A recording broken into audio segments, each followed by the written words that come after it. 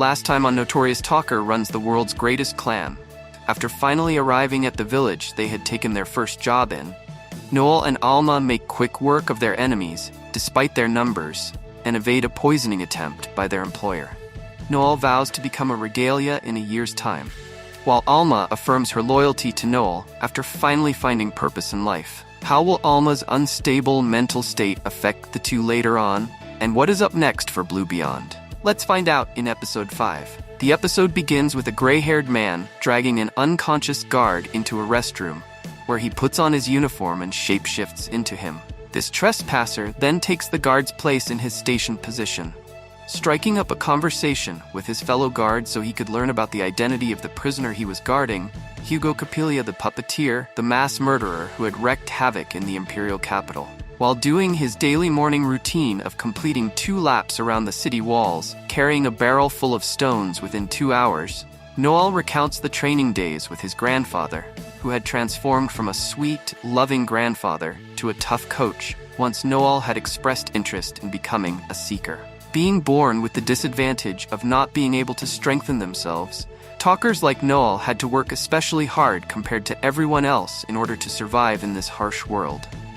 A knock on his door, and Alma is already in his room this early to snoop around. Alma's attempt at a playful big sister tease doesn't impress Noel too much, who conveys that with a smack on the head. Adamant about playing the sketchy big sister role, Alma asks Noel where he's taking her on their date. Noel takes her to the Appraisal Association, the place to go for job appraisals and ranking up. Run by special gnomes born with the appraisal job class, they spent their lives researching jobs. A person could rank up when a rank up mark would appear on their chest, as in Alma's case, or on the back of their hand. As a gnome completes the ranking up process of a seeker, Noel asks Alma if she wants to become an assassin after all. Alma shows uncertainty about it, but is willing to do it if that's what Noel wanted. Although becoming one would result in more fighting power, the decision would depend on what kind of members they get. The mention of more members doesn't please Alma too much, who seemed content with their current dynamic, but it was necessary if they wanted to go into the abyss. Therefore, Noel asks Alma to not go through with her rank up currently, and for now they would just look into what jobs would be best to rank up today for them. Next stop is an arms shop run by a dwarf chief. Noel highlights the importance of maintaining good weapons and armor, as these went hand in glove in terms of brining out a seeker's full potential. Up next after that is the skill guide shop, which sold instruction manuals about how to learn skills. Noel leaves for another skill guide shop that was for his class, while leaving Alma behind with the strict instructions of not wasting the money. Despite Noel's orders, Noel spots Alma with a giant teddy bear almost as big as her on his return. Alma explains she had gotten him for about 20% of the budget.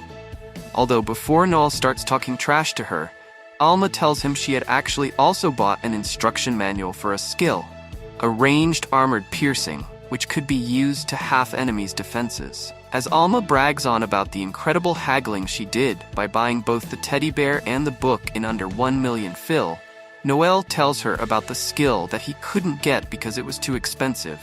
30,000 film, exorcism, which could return the undead to their graves instantaneously. Noel then all of a sudden notices an individual and goes up to him, leaving Alma behind with her giant teddy.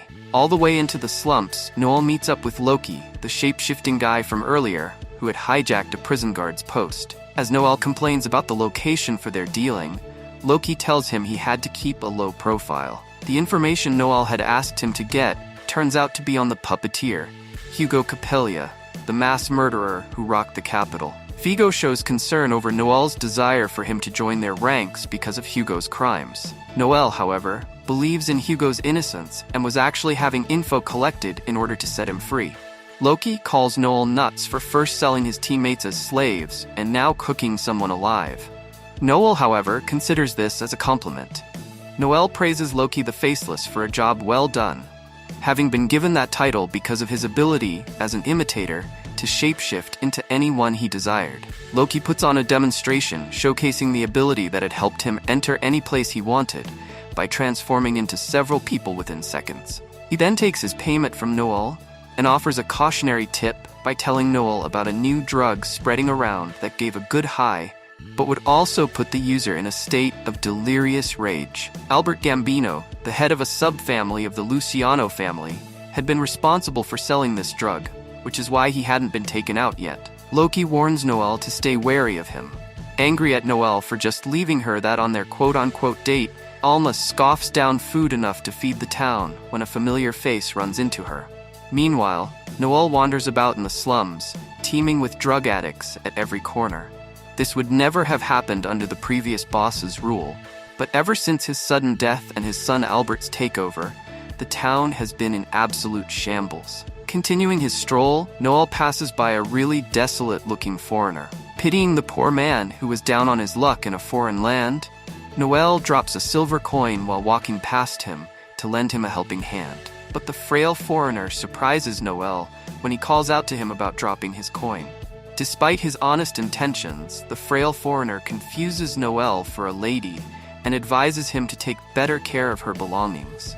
Noel quickly corrects him about his gender, which is quite a shock to the frail foreigner. Noel then insults the guy by telling him he could keep his coin now that his filthy hands had touched it.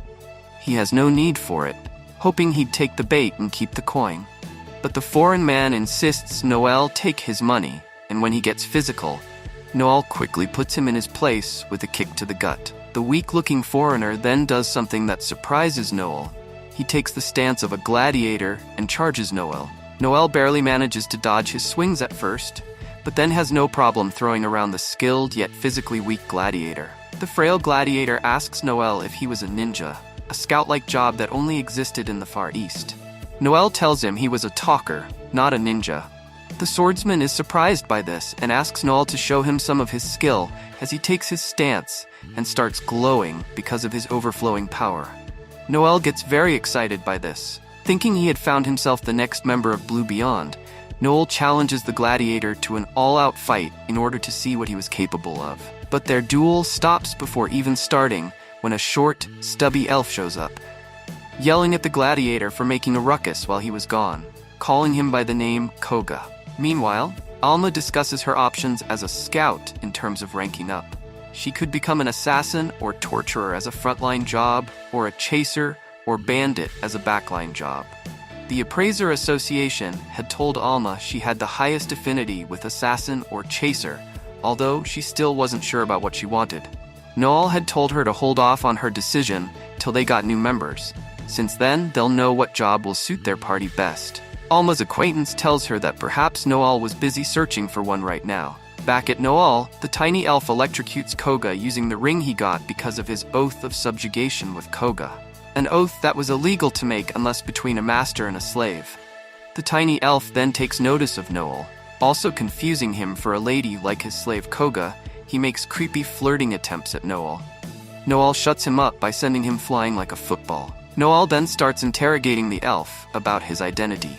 He learns that this man ran an underground fighting ring in the far south for the D'Alembert family, but had to flee to the capital after pocketing the boss's bribe money. Since the Gambino family held more power, he would be safe here in the capital. Koga was a gladiator slave he had bought and trained with the intention of having him fight in rings here in the capital, and eventually returning back to the underground fighting ring again. The elf, still under the impression that Noel was a girl, asks him if he was also doing something similar.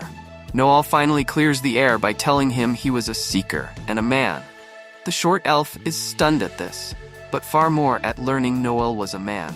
Noel isn't very happy at it being so shocking that he was a man. Noel contemplates killing him as he was already a wanted man, and that would grant him access to Koga, whom he desperately wanted in his party.